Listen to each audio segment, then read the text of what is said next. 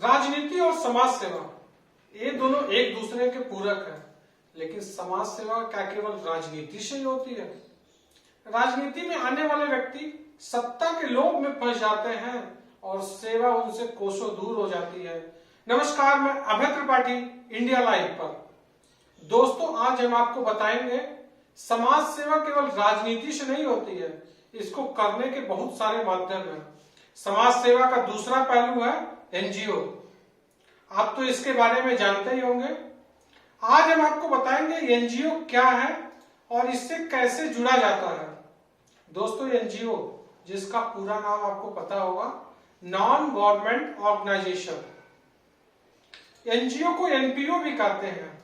जी हाँ, एनपीओ इसलिए क्योंकि समाज सेवा कोई लाभ का काम नहीं होता, लाभ का व्यवसाय नहीं होता, इसीलिए इसको नॉन प्रॉफिट ऑर्गेनाइजेशन भी बोलते हैं। तो आइए आपको इसके बारे में पूरी जानकारी देते हैं। एनजीओ सरकार के विकास कार्यों को समाज तक पहुंचाने का एक बहुत प्रमुख माध्यम है। एनजीओ 3 प्रकार से होते हैं: सोसाइटी, ट्रस्ट, सेक्शन 8 कंपनी। दोस्तों, सोसाइटी का गठन हम अगर पैन इंडिया करना चाहते हैं तो इसमें 7 राज्यों के सदस्य सोसाइटी में होने चाहिए। प्रत्येक सदस्य का आधार कार्ड, पैन कार्ड और फोटो जरूरी होता है। इसमें आपको यह ध्यान रखने वाली बात है कि बोर्ड के जो सभी सदस्य होंगे एक दूसरे के बीच में ब्लड रिलेशन नहीं होना चाहिए। अब बात करते हैं ट्रस्ट की। ट्रस्ट परिवार के 3 लोग या उससे अधिक लोग मिलकर के ट्रस्ट बना सकते हैं। सेक्शन 8 कंपनी की बात करें तो मिनिस्ट्री ऑफ कॉर्पोरेट अफेयर्स में इसका रजिस्ट्रेशन होता है। इसमें भी सदस्यों की संख्या 7 होती है और इसमें भी ब्लड रिलेशन को ध्यान देना होता है। तो आइए आगे जानते हैं। अगर आपने सोसाइटी, ट्रस्ट या सेक्शन 8 कंपनी बनाना है तो आपको इसका बायलॉज बनाना होता है। यह आप किसी प्रोफेशनल से मदद लेकर बनवा सकते हैं। एनजीओ के गठन में सबसे महत्वपूर्ण विषय उसका बायलॉज होता है। जैसे शरीर में आत्मा का महत्व है, उसी प्रकार एनजीओ में बायलॉज का बहुत महत्वपूर्ण योगदान है। बायलॉज में आपकी संस्था का विजन, मिशन, एम्स और उसके ऑब्जेक्टिव स्पष्ट होने चाहिए। कहीं बाद में ऐसा ना हो कि आपको कोई प्रोजेक्ट मिला, आपकी बायलॉज में वो एक्टिविटी लिखी ही ना गई हो, ऐसे में आपको दिक्कत हो सकती है। जब आप आईटीआर फाइल करेंगे तो उसमें एक्टिविटी को लिखना, ऐसे में कॉन्फ्लिक्ट ऑफ इंटरेस्ट ना हो, इससे जरूर बचें। ऐसी दशा में आपकी संस्था का रजिस्ट्रेशन भी कैंसिल हो सकता है। दूसरी महत्वपूर्ण बात जो आपके दिमाग में आ रही है, एनजीओ कहां बनेगा और कैसे बनेगा। तो आपको बता दें, एनजीओ सोसाइटी रजिस्ट्रार के ऑफिस में बनता है। कहीं कहीं से चिटफंड कार्यालय या निबंधन कार्यालय में भी बनाते हैं। इसमें आपको एड्रेस प्रूफ, जिस पते पर संस्था रजिस्टर्ड करनी है, उसकी एफिडेविट, साथ में संस्था के नाम का एफिडेविट रजिस्ट्रार कार्यालय में देना होता है। इसके बाद आपको 15 से 20 दिनों के अंदर रजिस्ट्रेशन सर्टिफिकेट प्राप्त हो जाता है। तो फिर क्या, मिल गया आपको समाज सेवा का लाइसेंस और करिए समाज सेवा। अब दूसरा महत्वपूर्ण प्रश्न आता है कि काम शुरू कैसे करें और काम के लिए फंड कहां से मिलेगा। दोस्तों, आपको यह जानकर हैरानी होगी कि भारत में 31 लाख एनजीओ जो 2015 तक रजिस्टर्ड थे, जो आज बढ़कर लगभग 50 लाख के आसपास हो गए होंगे। इतना कंपटीशन है तो आप सोच रहे होंगे कैसे सरवाइव कराएंगे। दोस्तों, देश में इतनी बड़ी संख्या में अगर एनजीओ रजिस्टर्ड है तो आपको परेशान होने की जरूरत नहीं है, क्योंकि इसमें से ज्यादातर एनजीओ केवल कागजों में बने हैं। केवल 15 से 20% एनजीओ विकास कार्यों में अपना योगदान दे रही हैं। ज्यादातर एनजीओ बनाने वाले लोगों को जानकारी ही नहीं है कि कैसे काम करें, कैसे डॉक्यूमेंटेशन करें और कैसे फंड प्राप्त करें। हम आपको फंड प्राप्त करने का पहला तरीका बताने जा रहे हैं। इससे पहले आपको अपनी एनजीओ का पूरी तरह से डॉक्यूमेंटेशन करना है, उसके सभी पेपर सुरक्षित रखने और आपको अपनी एनजीओ में बोर्ड की बैठक करके सभी सदस्यों से विचार विमर्श करके काम करने की योजना बनानी और उसकी मंजूरी लेनी है। अब दूसरा प्रश्न आता है कि आपको फंड कहां से मिलेगा। फंड आपको तभी मिलेगा जब आपकी एनजीओ 3 साल पुरानी हो जाएगी। किसी विशेष परिस्थिति में नई एनजीओ को ये फंड मिलता है, इसमें ऐसा कोई बाउंडेशन नहीं है कि एनजीओ को फंड 3 साल के बाद ही मिलता है। अब आप सोच रहे होंगे 3 साल तक क्या करेंगे। साथियों, एक कहावत है, चैरिटी बिगिंस एट होम। समाज सेवा घर से शुरू होती है। अगर आपके अंदर जुनून है सेवा करने की, समाज सेवा करने की, तो आपने अपने साथ में वॉलंटियर्स को जोड़ते हैं। वॉलंटियर्स हो स्वयंसेवी, जो आपको मदद करते हैं, समाज सेवा में आपका सहयोग देते हैं। जहां आप रहते हैं उसके पास में, कॉलोनी में, आप अपने बोर्ड के जो मेंबर्स हैं उनके आसपास, रेजिडेंशियल एरिया के आसपास में लोगों से जाकर के अपील करें, आपको अपनी संस्था के बारे में लोगों को बताएं और उनसे सहयोग के लिए बोलें।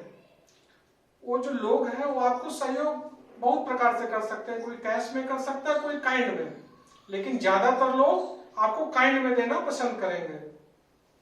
ऐसे में आप उनसे इन चीजों के लिए बोल सकते हैं कि काइंड में जैसे आप अपनी बच्चों की पुरानी किताबें, पुराने यूज्ड कपड़े या फिर राशन इकट्ठा करके आपके क्षेत्र के आसपास के जो गरीब लोग हैं, कहीं किसी कॉलोनी में रहते हैं, किसी स्लम एरिया में रहते हैं, या आप गांव में रहते हैं, जो अंडर प्रिविलेज लोग हैं, उनको आप वितरित कर सकते हैं।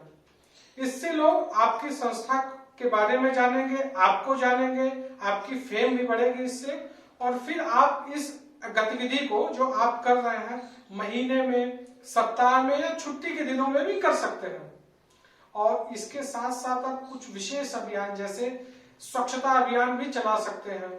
इसमें आपका जो काम है उसके बारे में लोगों को जानकारी होगी। अब इस जानकारी को कैसे आगे बढ़ाएं, आप इसमें यूथ की टोली, सीनियर सिटीजन्स, वरिष्ठ नागरिकों की टोली बनाइए, प्लस वुमेन्स की, महिलाओं का एक समूह बनाइए, जिसमें आप लोगों को काम के बारे में बताइए। तो इस काम को करने के बाद आप स्वयं सेवा का पहले पायदान पर कदम रख लेते हैं। अब आपको इन बातों पर विशेष ध्यान देना होगा कि आपने जो सामाजिक गतिविधि की है उसका पूरा पेपर वर्क कर रखें। ऐसी एक्टिविटी की फोटो और उसकी रिपोर्ट बनाकर रखें। इसके बाद आपको अपना अकाउंट ऑडिट कराना होगा, जिसमें आप जो आपने खाता खुलवाया उस खाते का पूरा स्टेटमेंट सीए को देना होगा और उससे आपको पूरा अकाउंट ऑडिट कराना होगा।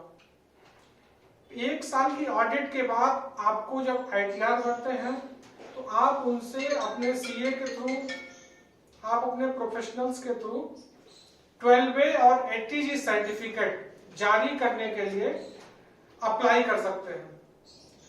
एटीजी सर्टिफिकेट प्राप्त करने के बाद आप डोनेशन लेने के योग्य हो जाते हैं, मतलब आप किसी से भी चंदा प्राप्त कर सकते हैं। इसमें अगर आपको कोई भी संस्था को डोनेशन देगा तो उसे इनकम टैक्स में, आय कर में 50% की छूट भी प्रदान की जाती है। तो है ना अच्छी बात। तो आप इसके साथ साथ और जो कुछ महत्वपूर्ण बातें हैं, जैसे सबसे पहली बात है कि आप आपकी संस्था अगर बन गए तो आपको योजना आयोग द्वारा गठित इसके साथ ही आपको नीति आयोग की वेबसाइट एनजीओ दर्पण पर अपनी संस्था को रजिस्टर करना होगा। वहां पर आपको आपकी संस्था का एक यूनिक आईडी मिल जाएगी, जिसके जरिए आपको सरकारी ग्रांट प्राप्त करने में काफी सहूलियत होती है। साथियों, हम बात करते हैं सीएसआर ग्रांट की। सीएसआर के बारे में आपने तो नाम सुना होगा, लेकिन आज हम आपको इसकी पूरी जानकारी देते हैं। सीएसआर यानी कॉर्पोरेट सोशल रिस्पॉन्सिबिलिटी, हिंदी में उसका निगमित सामाजिक उत्तरदायित्व। समाज में विकास में उनका क्या योगदान है, क्या उत्तरदायित्व है, इसलिए कंपनियों को सीएसआर के लिए सीएसआर कानून बनाया गया। अब इसमें देश की कोई कंपनी हो, पब्लिक सेक्टर हो, कॉर्पोरेट हो, यह अपने एनुअल इनकम ग्रोथ का 2% हिस्सा समाज विकास में खर्च करते हैं। इसमें सबसे बड़ी बात जो है, एक खास बात, कंपनियां केवल अपना यह खर्च एनजीओ के माध्यम से ही कर सकती हैं। तो आपको अब ग्रांट लेने के लिए सीएसआर के लिए एक अच्छा माध्यम हो सकता है, जिससे आप सोशल वर्क स्टार्ट कर सकते हैं और आपको बहुत ज्यादा परेशान होने की जरूरत नहीं है। इसमें सबसे पहले आपको ये जानना जरूरी होगा कि सीएसआर ग्रांट आखिर मिलेगा कैसे। नाम तो आपने सीएसआर का सुन लिया, सीएसआर 2% खर्च करना, लेकिन सीएसआर मिलेगा कैसे?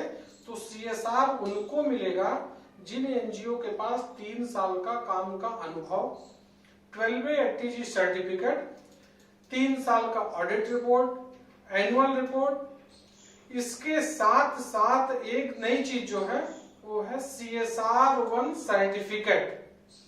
अब सभी एनजीओ को ये मैंडेटरी हो गया है लेना CSR 1 सर्टिफिकेट। इस सर्टिफिकेट को आप मिनिस्ट्री ऑफ कॉर्पोरेट अफेयर्स की वेबसाइट के थ्रू या किसी प्रोफेशनल के थ्रू इसको रजिस्टर्ड करवा सकते हैं। अब आपके पास सभी डॉक्यूमेंट तैयार हो जाते हैं, तो आपको जो सबसे महत्वपूर्ण काम करना होगा वो है प्रोजेक्ट प्रपोजल। अगर आपको शुरू करना चाहते हैं तो उसको एक प्रपोज्ड वे में एक प्रपोजल तैयार करके सीएसआर कंपनी को देना होता है।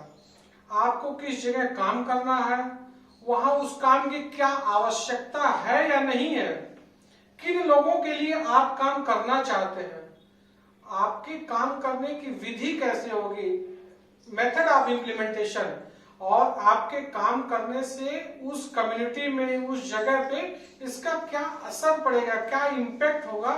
इन बातों को, जो ये 5 तथ्य हैं, इन बातों को ध्यान में रखकर आपको प्रपोजल तैयार करना होगा। फिर क्या, शुरू करिए समाज सेवा और देश विकास में दीजिए अपना अहम योगदान। आपको हरिवंश राय बच्चन की वो कविता तो याद ही होगी, लहरों से डरकर नौका पार नहीं होती, कोशिश करने वालों की कभी हार नहीं होती। तो ये थी आपको एनजीओ रजिस्ट्रेशन की जानकारी, फंड प्राप्त करने की जानकारी। अब हम आपको इंडिया लाइव चैनल पर आगे बताएंगे कि सरकार द्वारा कौन सी योजनाएं चलाई जाती हैं जो आप एनजीओ के माध्यम से अपने जगह पे इंप्लीमेंट कर पाएंगे। इसके साथ साथ स्व उद्यमी, सेल्फ एंटरप्रेन्योरशिप वाली बात, जो आदमी खुद, अगर आप एनजीओ के माध्यम से नहीं अपना खुद का रोजगार करना चाहते हैं तो इसके बारे में हम आपको बताएंगे अगले एपिसोड में। तो हमसे बने रहिए और आप हमारा चैनल सब्सक्राइब करिए और देखते रहिए इंडिया लाइव। आपको कैसा लगा हमारा ये वीडियो, आप हमारे चैनल पे कमेंट करके इसका फीडबैक जरूर दें।